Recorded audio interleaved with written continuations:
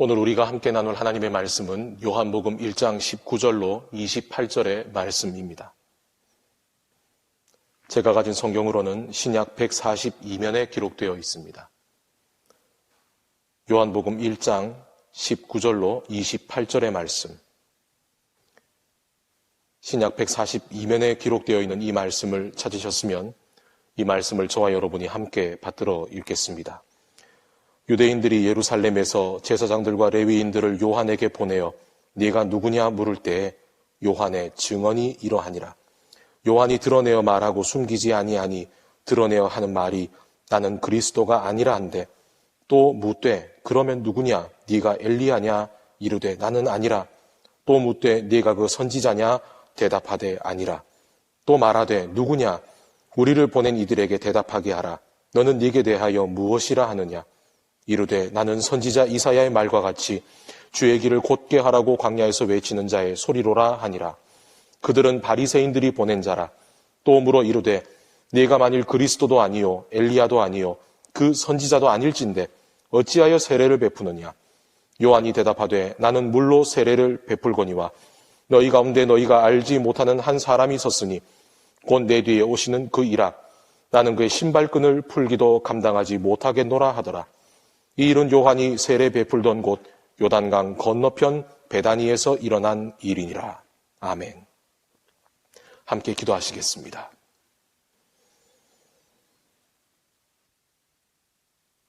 우리의 삶을 인도하시는 주님, 어제의 삶도 주님의 은혜 가운데 살아왔음을 고백하며 우리가 오늘 이 말씀 앞에 섰습니다.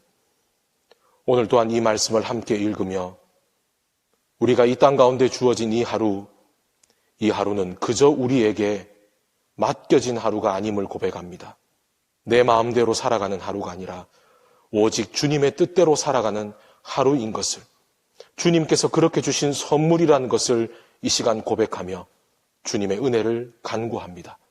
말씀 가운데 임하여 주시고 우리 모두가 하나님의 음성을 듣게 하시며 주님의 마음을 닮아가는 이 시간이 되게 하여 주시옵소서. 예수 그리스도의 이름으로 기도드리옵나이다. 아멘.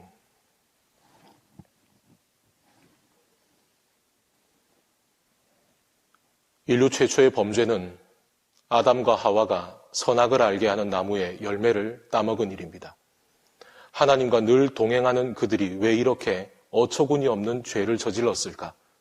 이유는 단 하나, 하나님과 같이 되고 싶었기 때문입니다. 문제는 하나님 없이 하나님처럼 되고 싶었던 거지요. 바벨에서 탑을 쌓아 올린 이들의 죄는 어떠합니까? 하나님과 같이 높아지고 싶었던 그들의 마음, 높아지고 싶고 성공하고 싶고 인정받고 싶은 마음은 누구에게나 있습니다. 우리도 예외는 아니죠. 세례 요한은 제사장의 아들로 태어났습니다. 아버지의 뒤를 이어 제사장이 되고 사람들로 존경을 받는 삶을 살 수도 있었지만 그는 소명을 따라서 광야로 향하죠. 광야에서의 삶은 결코 평탄하지 않았습니다. 낙타의 털이 피부를 찌르는 그 뻣뻣한 털옷은 광야의 척박한 기후를 견디기 위해 어쩔 수 없이 입어야 했던 옷이었고 그가 먹었던 석청과 메뚜기는 경작할 땅 하나 없는 광야에서 굶어 죽지 않기 위해 먹어야 했던 그의 유일한 양식이었습니다. 그는 광야에서 하나님의 나라와 회개를 선포합니다. 척박한 땅에서 초라한 전도자이지만 사람들이 모이기 시작하고 그의 인기는 그의 의도와 상관없이 높아져 갑니다. 오늘 우리가 읽은 이 본문의 내용은 바리새인들이 보낸 제사장들과 레위인들이 세례 요한에게 질문하는 내용입니다. 그들은 처음 세례 요한에게 내가 누구냐라고 질문하죠. 그리고 세례 요한은 이렇게 답합니다. 나는 그리스도가 아니라. 그가 이렇게 답을 했다는 것은 네가 누구냐라는 그 질문 속에 세례 요한이 그리스도가 아니냐라는 의미가 숨어 있다는 겁니다. 이것이 바로 그 당시에 유대인들이 세례 요한을 바라보는 시선이었습니다. 나는 절대로 메시아가 아닙니다. 나는 절대로 구원자의 자리에 있는 사람이 아닙니다. 그 말을 듣고 나서 제사장들과 레위인들은 두 번째 질문을 합니다. 우리 함께 21절의 말씀을 읽어보겠습니다. 또 묻되 그러면 누구냐? 네가 엘리야냐? 이르되 나는 아니라. 또 묻되 네가 그 선지자냐? 대답하되 아니라. 이어지는 질문은 네가 엘리야냐? 그 당시에 세례 요한의 옷차림은 엘리야의 옷차림과 흡사했습니다. 그리고 유대인들이 알고 있기로 죽음을 보지 않고 올라간 엘리야이기 때문에 그는 다시 내려온다고 유대인들은 믿고 있었죠. 그러니 그들은 엘리야와 비슷한 외모를 가진 세례 요한에게 당신이 바로 그 엘리야가 아니냐 질문했던 겁니다. 네가 그 선지자냐? 신명기에서는 모세가 하나님의 약속을 전하죠. 내 뒤로 나와 같은 선지자를 하나님께서 세우실 것이다. 그 신명기를 기억하고 있는 이들은 바로 이 세례 요한이 모세의 뒤에 모세와 같이 세워지는 바로 그 선지자가 당신이 아니냐고 물어본 겁니다. 물론 그는 엘리야도 아닙니다. 그러나 오실 주님을 먼저 앞서 전한다는 점에서 그에게 맡겨진 역할은 예수께서 말씀하신 것처럼 주님이 오실 길을 예비하는 엘리야의 역할과 똑같습니다. 그는 이 질문에 맞다고 얘기할 수 있습니다. 그는 자신이 구원자라는 것은 아니라고 말할 수 있지만 얼마든지 이 사실에 대해서는 자기가 그 역할을 하고 있다고 말할 수 있습니다. 그렇게만 말하면 광야에서의 자신의 위치는 지금과는 달라질 겁니다. 그러나 세례 요한은 아니라고 말합니다. 이러한 철저한 자기 부인 속에는 내가 결코 주님의 자리를 가리는 자가 되지 않겠다는 세례 요한의 간절한 소망이 담겨져 있습니다. 이제 자신의 앞에 있는 이가 메시아도 엘리야도 그 선지자도 아니라는 것을 들은 제사장들과 레위인들은 이제 본격적으로 세례 요한을 추궁하기 시작합니다. 그럼 도대체 네가 누구냐? 그리고 아무런 권세도 없는 네가 왜 세례를 베푸느냐? 그런 그들의 질문에 드디어 세례 요한은 자신이 누구인지를 말합니다. 나는 주의 길을 곧게 하라고 광야에서 외치는 자의 소리. 나는 주님의 앞에서 세례를 베푸는 사람. 이 내용들이 의미하는 것이 무엇입니까? 바로 지금 세례 요한은 자신이 선지자라는 것을 선언하는 것이죠. 하지만 세례 요한은 나는 엘리야도 아니요, 선지자도 아니요, 나는 단순히 소리요, 종이라고 말합니다. 소리는 스스로 드러나지 않습니다. 기타의 소리는 연주자의 손끝에서 튕겨져 나오고 나팔의 소리는 연주자의 입술을 통해 흘러나옵니다. 그 당시 유대 사회의 종들 가운데 가장 미천한 종이 하는 역할이 주인과 손님의 신발을 벗기고 그 발을 씻는 일입니다. 그런데 세례 요한은 자신은 그런 종의 위치에도 미치지 못한다고 말합니다. 그는 자신의 역할이 복음의 전파자임은 알지만 그는 오직 주님을 높이기 위해서 자신을 끊임없이 낮추고 또 낮추었던 것이죠. 그의 이러한 낮춤은 비단 자신의 정체성에만 국한된 것이 아닙니다. 오늘 우리가 읽은 본문의 19절 가운데 증언이라고 되어 있는 이 헬라어 단어는 마르티리아, 그리고 이 단어에서 파생된 증인이라는 헬라어 단어는 마르티스입니다. 영어에서는 이 증인을 뜻하는 영어 단어가 위트니스이지만 이 마르티스라고 하는 증인이란 헬라어 단어가 영어로 바뀐 것은 위트니스가 아니라 마터, 즉 순교자란 뜻입니다.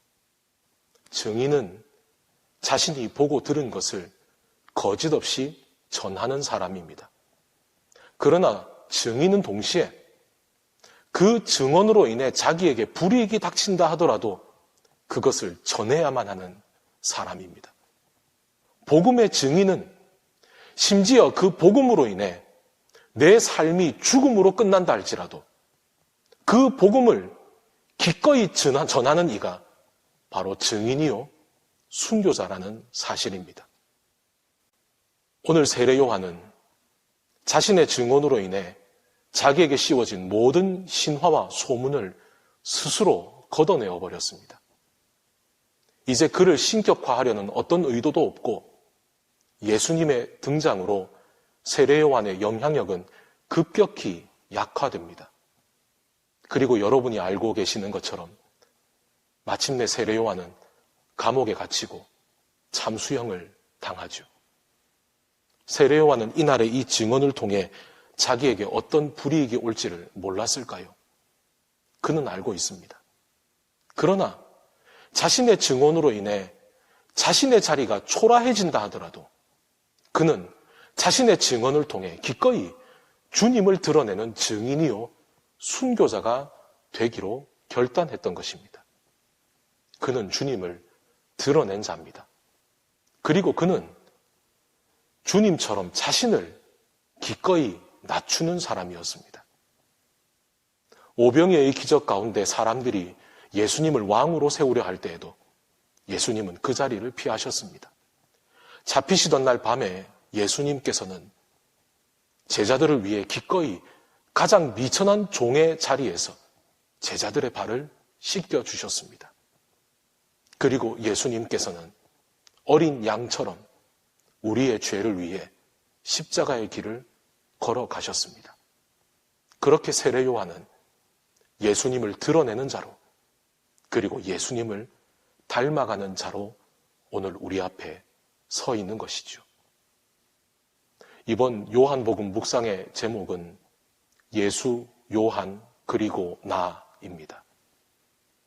광야에서 예수님을 증언했던 세례 요한도 그리고 90이 가까운 나이에 요한복음을 써내려가며 평생을 복음의 증인으로 살아온 사도 요한도 모두가 복음의 증인이요 순교자였습니다.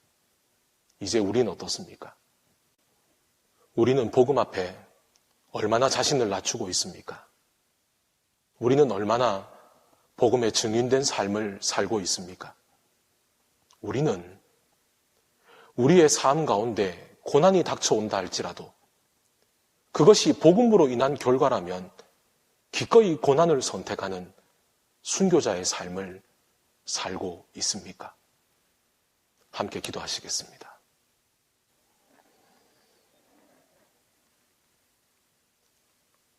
세례 요한의 증언을 통해 오늘 우리에게도 동일한 질문이 던져짐을 우리는 고백합니다. 너는 누구냐?